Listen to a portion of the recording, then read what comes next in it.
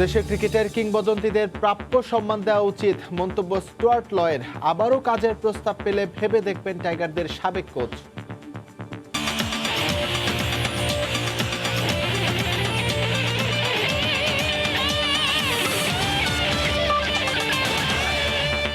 মিরপুরের সিরিজের দ্বিতীয় টেস্টে বাংলাদেশের বিপক্ষে টস জিতে ব্যাট করছে পাকিস্তান। এই মুহূর্তে সেখানে আছেন রিপোর্টার নিয়ন মোহামিন, সরাসরি যোগ দিচ্ছি তার সঙ্গে। নিয়ন, মিরপুরের উইকেটটা কেমন দেখছেন আজ?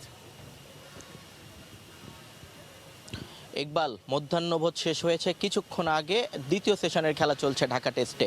প্রথম থেকেই বলছিলাম যে ঢাকা টেস্টে আসলে টসটা হারা বাংলাদেশের জন্য কিছুটা ব্যাকফুটে চলে যেতে পারে বাংলাদেশ, কারণ এখন পর্যন্ত পিচের যে কন্ডিশন আমরা দেখছি, দ্বিতীয় ঘন্টা থেকে স্পিনাররা যেভাবে টার্ন পাচ্ছেন, এই পিচ যত সময় যাবে আরও তত ভাঙবে এবং স্পিনারদের জন্য কিন্তু আরও তত বেশি এটা উপযোগী একটা উইকেট হয়ে যাবে। সেক্ষেত্রে থার্ড দিনে গিয়ে ব্যাটিং করা কিন্তু বাংলাদেশের জন্য বেশ কষ্ট হয়ে যাবে। এখন পর্যন্ত যে অবস্থা, যদি পাকিস্তানকে অন্তত 1.5 দিন অথবা আজকের মধ্যে অথবা আগামীকাল প্রথম 2 সেশনের মধ্যে অল আউট না করা যেতে পারে, তাহলে বাংলাদেশের জন্য ব্যাটিং করাটা কিন্তু খুব বেশি টাফ হয়ে যাবে। তো সেক্ষেত্রে বলতেই হচ্ছে যে টসটা বাংলাদেশকে কিছুটা ব্যাকফুটে ঠেলে দিয়েছে।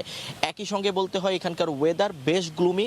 একদম সকাল যেখান থেকে আসলে টেস্ট ম্যাচটা শুরু হয়েছে তখন থেকে কিন্তু মিরপুরের সবগুলো ফ্লাড লাইট জ্বলছে। অর্থাৎ বুঝতেই পারছেন, টেস্ট ম্যাচে সাধারণত ফ্লাড লাইট একেবারে বিকেলের দিকে খুব প্রয়োজন হলে জ্বালানোর একটা নিয়ম আছে, কিন্তু এখানে একদম প্রথম থেকেই ফ্লাড লাইট জ্বলবার কারণে কিন্তু এটাও কিছুটা আসলে বোলারদেরকে সুবিধা দেওয়ার কথা থাকলেও যে ময়েশ্চার বা আর্দ্রতা কাজে লাগানোর কথা, বাংলাদেশের পেসাররা সেই সুবিধাটা কিন্তু আমরা দেখেছি প্রথম ঘন্টায় একেবারেই নিতে পারেননি। দ্বিতীয় ঘন্টায় স্পিনাররা আসবার পরে বিশেষ করে তাইজুল ইসলাম বেশ ভালো টার্ন পাচ্ছিলেন এবং তিনি কিছুটা আপার হ্যান্ডে উপরের দিক থেকে বোলিং করবার কারণে, তার বোলিং অ্যাকশনের কারণে কিন্তু তিনি ভালো টার্ন পাচ্ছিলেন এবং সেই টার্ন থেকে তিনি দুটো উইকেট নিয়েছেন। প্রথম উইকেটটি দুর্দান্ত ছিল, বাঁহাতি স্পিনারদের জন্য স্টক বল যেটা আর্ম ডেলিভারি, সেই ডেলিভারি থেকে তিনি বোল্ড করেছিলেন আসাদুল্লাহ শফিককে এবং পরবর্তীতে আবিদ আলীর বলটাও কিন্তু বল টার্ন করে বের হয়ে যাওয়ার সময় কিছুটা নিচু হয়ে গিয়েছিল, সেই বলটাকে কাট করতে গিয়ে অনেকটা ইনসাইড এসে তিনি বোল্ড হয়েছেন আবিদ আলী। এছাড়া বাংলাদেশের দুটো রিভিউ কিন্তু নষ্ট করেছে তারা। তো সব কিছু মিলিয়ে এখন পর্যন্ত টেস্টের যে অবস্থা চলছে, দুটো উইকেট তুলে নিয়েছে বাংলাদেশ।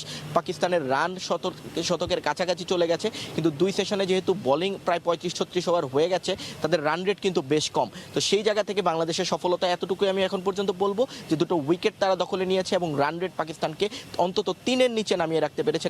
টেস্টের দিন শেষে আসলে সেটা কতটা শেষ পর্যন্ত রাখতে পারে, সেখানে মূল সফলতাটা আসলে অপেক্ষা করছে। আর এছাড়া যদি বলতে হয় বোলারদের ক্ষেত্রে, আবারও বলছিলাম দুটো রিভিউ বাংলাদেশ নষ্ট করেছে। একটা সাকিব আল হাসানের বলে আমরা দেখেছি যে বলটা কিঞ্চিতভাবে অফের বাইরে ছিল, সেটা একটা রিভিউ নষ্ট করেছে। সেকেন্ড রিভিউটা নিয়ে একটা প্রশ্ন উঠেছে, যেহেতু গাজী সোহেল থার্ড আম্পায়ার, তিনি দেখছিলেন কট বিহাইন্ডের একটা আপিল ছিল, সেই কট বিহাইন্ডে একদম শেষ পর্যন্ত বলে স্নিকোমিটারে আমরা দেখেছি একটা ওয়েভ ছিল, বাট সেই ওয়েভটা থাকবার পরেও তিনি আসলে কেন নট আউট দিয়েছেন সেটা আসলে পরবর্তীতে হয়তোবা জানা যেতে পারে। কিন্তু প্রেস বক্সে যারা ছিলাম আমরা, অন্য সাংবাদিকদের সঙ্গে কথা হচ্ছিল, ওখানে মাঠের ভেতরে যারা ছিল তাদের সঙ্গে সবাই আসলে দেখছিলেন স্নিকোমিটারে যেহেতু একটা ওয়েভ আছে, হয়তোবা ধরে নিয়েছিলেন ওই মুহূর্তে আজহার আলী আউট হয়ে যাবেন, তবে সেটা আসলে নট আউট দেওয়া হয়েছিল। এখন আজহার আলী ব্যাটিং করছেন, বাবর আজম পাকিস্তানের অভিজ্ঞতম 2 জন ব্যাটসম্যান ব্যাটিং করছেন। এই ব্যাটারদের উপরে আসলে অপেক্ষা করছে যে পাকিস্তান কতটা রান এখানে আসলে করতে পারে, কারণ তার পরবর্তীতে ফাওয়াদ আলম এবং রিজওয়ান যদিও অনেক অভিজ্ঞ, কিন্তু এখন পর্যন্ত চট্টগ্রাম টেস্টের অবস্থা যদি বলতে হয়, তারা কিন্তু খুব একটা ভালো ছন্দে নেই। তো আপার হ্যান্ডে আসলে কোনো টিমকেই এখনও রাখা যাবে না। মধ্যাহ্নভোজের পরে দ্বিতীয় সেশন শুরু হয়েছে, 2 দলই আসলে 50-50 পজিশনে আছে। তো ইকবাল, এই ছিল মিরপুর থেকে আমার কাছে সব শেষ। সহকর্মী নিয়ন মোহামেন যুক্ত হয়েছিলেন আমাদের সঙ্গে মিরপুর থেকে, জানাচ্ছিলেন ঢাকা টেস্টের সবশেষ তথ্য এবং এই উইকেটের সর্বশেষ পরিস্থিতি। এদিকে বাংলাদেশের ক্রিকেটের সঙ্গে আবারও কাজ করার সুযোগ আসলে অবশ্যই ভেবে দেখবেন। এখনও সাকিব মুশফিকদের খেলা অনুসরণ করেন বাংলাদেশের সাবেক কোচ স্টুয়ার্ট ল। সময় সংবাদে তিনি জানান, তামিম মুশফিকদেরই সিদ্ধান্ত নেওয়া উচিত তারা কখন কোন ফরম্যাটের খেলা ছাড়বেন।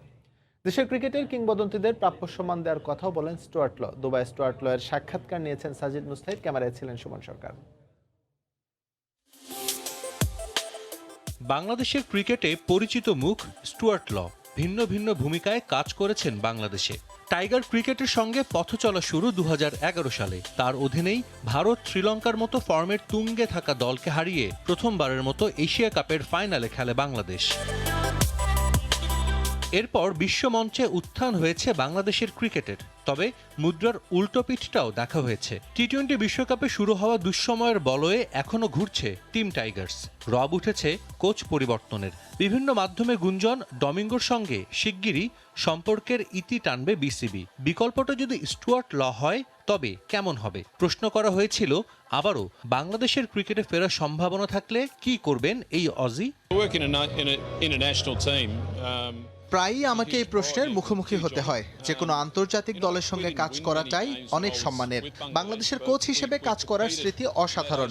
আমরা খুব বেশি ম্যাচ জিততে পারিনি, তবে 2012 এশিয়া কাপ কখনো ভুলবো না। খুব ভালো ক্রিকেট খেলে ভারতের মতো দলকে হারিয়েছিল বাংলাদেশ। দলের এগিয়ে যাওয়ার শুরুটা ওখান থেকেই। যদি আবারও বাংলাদেশ দলের সঙ্গে কাজ করার সুযোগ আসে তবে অবশ্যই ভেবে দেখব। নানা কারণে বিতর্কিত রাসেল ডমিঙ্গো। বাংলাদেশের হেড কোচের পথটাও নড়বড়ে। সিনিয়র ক্রিকেটারদের সঙ্গে তার দূরত্বটা স্পষ্ট। সিনিয়রদের অনেকেই অভিমানে আন্তর্জাতিক ক্রিকেট থেকে নিজেদের গুটিয়ে নিচ্ছেন। দেশের ক্রিকেটের স্বপ্ন সারথীদের এমন বিদায় মোটেও কাম্য নয়, বলছেন স্টুয়ার্ট ল। বর্তমান প্রেক্ষাপটে আন্তর্জাতিক ক্রিকেটে এখনো তামিম মুশফিকদের তরুণী বলা যায়। অনেক ক্রিকেটার 40-এর পরেও খেলে যাচ্ছেন। কোন ফরম্যাটে খেলবে আর কোনটা ছেড়ে দিবে এটা তাদেরই সিদ্ধান্ত নেওয়া উচিত। তারা বাংলাদেশের ক্রিকেটের কিংবদন্তি। যতদিন তারা পারফর্ম করছে তাদের খেলা চালিয়ে যাওয়া উচিত। টি-20 বিশ্বকাপে বাংলাদেশের পারফরম্যান্স বরাবরের মতোই এবারও সমালোচিত হয়েছে। স্টুয়ার্ট ল দিলেন এই ফরম্যাটে ভালো করার টোটকা। ওয়েস্ট ইন্ডিজ, অস্ট্রেলিয়া, ইংল্যান্ড, দক্ষিণ আফ্রিকার সঙ্গে আপনি পাওয়ার হিটিংয়ে প্রতিদ্বন্দ্বিতা করতে পারবেন না। খুব কম দলই সেটা করে। বাংলাদেশ দলকে বুদ্ধিমত্তার সঙ্গে আগ্রাসী ক্রিকেট খেলতে হবে। কিভাবে এই ফরম্যাটে ভালো করা যায় তা নিয়ে দীর্ঘমেয়াদী পরিকল্পনা করতে হবে। সাজিদ মুস্তাহিদ, সময় সংবাদ, দুবাই, সংযুক্ত আরব আমিরাত। আরব অঞ্চলের 16 দেশের অংশগ্রহণে কাতারে চলছে ফুটবলের জমজমাট আসর ফিফা আরব কাপ। 2022 সালের কাতার ফুটবল বিশ্বকাপের জন্য তৈরি করা নান্দনিক স্টেডিয়ামগুলোতে অনুষ্ঠিত হচ্ছে ফিফা আরব কাপ। শুক্রবার বিশ্বকাপ ভেন্যু এডুকেশন সিটি স্টেডিয়ামে অনুষ্ঠিত হলো স্বাগতিক কাতার বনাম ওমানের ম্যাচ। এডুকেশন সিটি স্টেডিয়ামের সৌন্দর্য দেখে উচ্ছ্বসিত প্রবাসী বাংলাদেশিরা। কাতার প্রতিনিধি আনোয়ার হোসেন মামুনের তথ্য, ছবি নিয়ে রিপোর্ট। কাতারে চলছে আরব অঞ্চলের 16 দেশের অংশগ্রহণে ফিফা আরব কাপ। এর মাধ্যমে 2022 সালের ফুটবল বিশ্বকাপের আয়োজনের পূর্ব প্রস্তুতি সেরে নিচ্ছে দেশটি। কাতার ফুটবল বিশ্বকাপের জন্য তৈরি করা পাশাপাশি এই সৌন্দর্য দেখলে আমরা অভিভূত। আমরা আশা করব আগামী যে 2020 বিশ্বকাপ হচ্ছে সেটা আরও সুন্দর, আরও প্রফুল্লময় হবে। কাতারে যে বিশ্বকাপ হবে, বিশ্বকাপের সেই আনন্দ মেলা এখন থেকে শুরু হয়ে গেছে। আমরা সবাই বাঙালিরা অনেক লোক এসেছেন। খুবই সুন্দর একটি স্টেডিয়াম। আজকে ম্যাচ দেখতে আসলাম ফিফা কাপ 2021-এর। দেখার মতন করে স্টেডিয়াম আপনার সংযুক্ত করে রাখছে। আমরা আসছি দেখার জন্য। এখন আমরা বাংলাদেশ প্রবাসীরা খেলা দেখতে আসছি। 2022 সালের কাতার ফুটবল বিশ্বকাপের জন্য নির্মিত 8টি স্টেডিয়ামের মধ্যে এখন পর্যন্ত 7টি স্টেডিয়াম আনুষ্ঠানিকভাবে উদ্বোধন করা হয়েছে। শুধুমাত্র বিশ্বকাপের final venue Lusail city stadium উদ্বোধনের অপেক্ষায় রয়েছে। সময় সংবাদ, দোহা, কাতার। রাজধানীর পর ময়মনসিংহের বিভাগীয় শহরেও জনপ্রিয়তা পাচ্ছে পশ্চিমা বিশ্বের জনপ্রিয় খেলা রোলার স্কেটিং। গত বছর ব্রহ্মপুত্র পাড়ে মাত্র 7 জন সদস্য নিয়ে ময়মনসিংহ রোলার স্কেটিং একাডেমি যাত্রা শুরু করলেও 1 বছরের ব্যবধানে সদস্য সংখ্যা দাঁড়ায় 240 জনে।